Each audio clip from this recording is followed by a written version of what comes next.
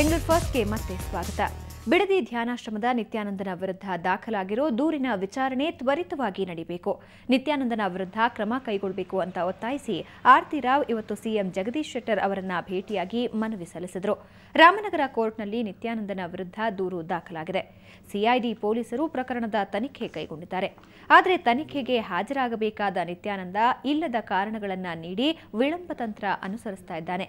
ತನ್ನ ವಿರುದ್ಧದ ಸಾಕ್ಷಿದಾರರ ಮೇಲೆ ಇಲ್ಲಸಲ್ಲದ ಆರೋಪ ಹೊರಿಸಿ ಕೇಸ್ಗಳನ್ನು ದಾಖಲಿಸ್ತಾ ಇದ್ದಾನೆ. ಈ ಹಿನ್ನೆಲೆಯಲ್ಲಿ ವಿಳಂಬವಾಗ್ತಾ ಇರೋ ತನಿಖೆಯನ್ನ ಕೋರ್ಟ್ ವಿಚಾರಣೆಯನ್ನ ತ್ವರಿತವಾಗಿ ನಡೆಸಬೇಕು ಅಂತ ಮನವಿ ಸಲ್ಲಿಸಿದರು.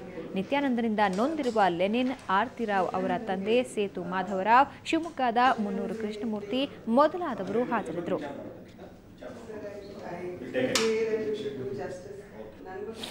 ಅವರೆಲ್ಲರೂ ಯಾರು ಇದರಲ್ಲಿ ಅಗ್ರೀಡ್ ಆಗಿದ್ದಾರೆ, ಎಲ್ಲರೂ ಬಂದು ನಂಗೆ ಭೇಟಿಯಾಗಿದ್ದಾರೆ, ಮನವಿ ಪತ್ರ ಕೊಟ್ಟಿದ್ದಾರೆ. ಅದ್ರ ಬಗ್ಗೆ ನಾನು ಸಂಪೂರ್ಣವಾಗಿ ವಿಚಾರಣೆ ಮಾಡ್ಕೊಂಡು ಮುಂದಿನ ಕ್ರಮವನ್ನು ಅಲ್ಲ, ಹಿಂದಿನ ಏನು ನಾನು ಮುಖ್ಯಮಂತ್ರಿ ಆದಮೇಲೆ ಇವತ್ತು ಫಸ್ಟ್ ಟೈಮ್ ನನಗೆ ಕಂಪ್ಲೇಂಟ್ ಕೊಟ್ಟಿದ್ದಾರೆ. ಅದ್ರ ಬಗ್ಗೆ ನಾನು ವಿಚಾರಣೆ ಮಾಡ್ತೀನಿ. ಈಜಿಪುರದ ಜನತೆಯ ಗೋಳು ಮುಗಿಯೋ ಹಾಗೆ ಕಾಣ್ತಿಲ್ಲ. ಯಾಕೆಂದ್ರೆ ಬಿಬಿಎಂಪಿ ಅಧಿಕಾರಿಗಳು ಇಲ್ಲಿನ ಶೆಡ್ಗಳನ್ನು ತೆರವುಗೊಳಿಸುವುದು ಶತಸಿದ್ಧ ಅಂದಿದ್ದಾರೆ. ಈ ಕುರಿತು ಕೋರ್ಟ್ ಮೊರೆ ಹೋಗಲು ಸ್ಥಳೀಯ ನಿವಾಸಿಗಳು ನಿರ್ಧರಿಸಿದ್ದಾರೆ.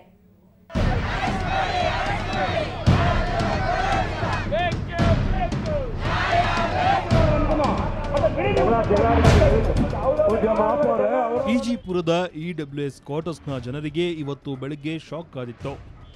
ಏನಂದ್ರೆ ತಕ್ಷಣವೇ ಜಾಗ ಖಾಲಿ ಮಾಡುವಂತೆ ಬಿಬಿಎಂಪಿ ಇಲ್ಲಿನ ಶೆಡ್ಗಳ ಬಾಗಿಲಿಗೆ ನೋಟಿಸ್ ಅಂಟಿಸಿತ್ತು.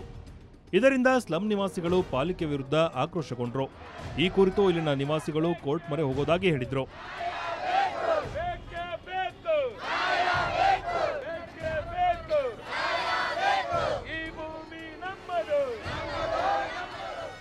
ಈ ಬಗ್ಗೆ ಪ್ರತಿಕ್ರಿಯಿಸಿರೋ ಬಿಬಿಎಂಪಿ ಅಧಿಕಾರಿಗಳು ಮಾತ್ರ ಶೆಡ್ ತೆರವುಗೊಳಿಸೋದು ಖಂಡಿತ ಅಂತಿದ್ದಾರೆ.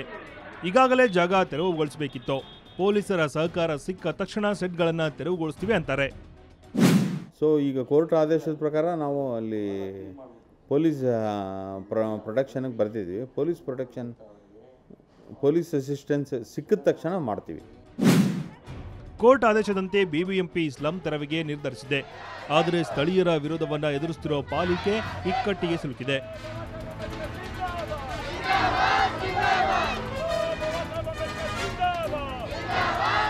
ಬೆಂಗಳೂರಿನಿಂದ ಕ್ಯಾಮರಾ ಪರ್ಸನ್ ಶಿವಕುಮಾರ್ ಜೊತೆ ಅಶ್ವಿನಿ, ಸುವರ್ಣ ನ್ಯೂಸ್. ಬೆಂಗಳೂರು ನಗರ ಪೊಲೀಸರು ಇನ್ನಷ್ಟು ಜನಸ್ನೇಹಿಯಾಗಿದ್ದಾರೆ.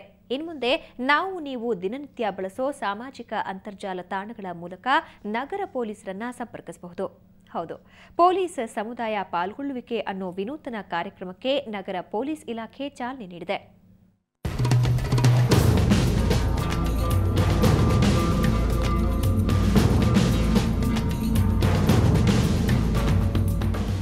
ನಗರ ಪೊಲೀಸರು ನಿಮಗೆ ಇನ್ನಷ್ಟು ಸನಿಹವಾಗಲಿದ್ದಾರೆ.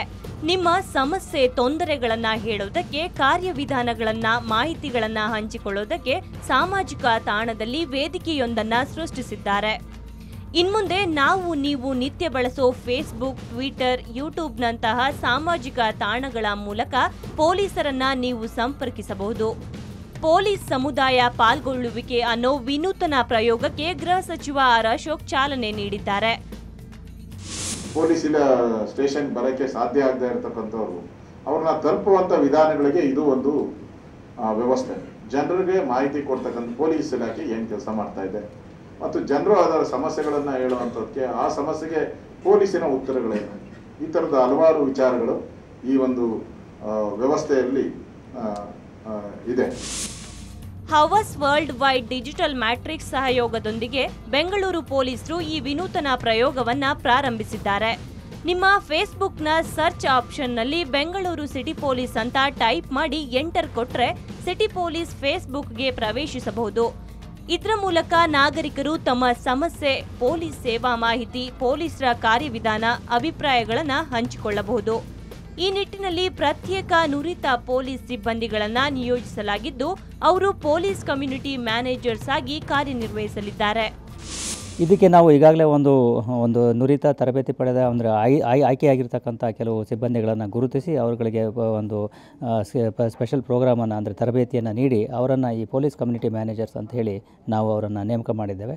ಅವರುಗಳ ಈ ಒಂದು ತಂಡ ಏನಿದೆ 24/7 ಈ ಫೇಸ್ಬುಕ್, ಟ್ವಿಟರ್ ಮತ್ತು ಯೂಟ್ಯೂಬ್ ಎಲ್ಲ ಚಾನಲ್ಗಳನ್ನು ಅವರು ಮಾನಿಟರ್ ಮಾಡ್ತಾ ಇರ್ತಾರೆ ಮತ್ತು ಅಲ್ಲಿ ಏನು ಡಿಸ್ಕಷನ್ಸ್ ನಡೀತಾ ಇರ್ತದೆ ಅದ್ರ ಬಗ್ಗೆ ಅವರು ಪ್ರತಿಕ್ರಿಯೆಯನ್ನು ಪೊಲೀಸ್ ಇಲಾಖೆಯ ಪರವಾಗಿ ಅಧಿಕೃತವಾಗಿ ಕೊಡ್ತಾ ಇರ್ತಾರೆ.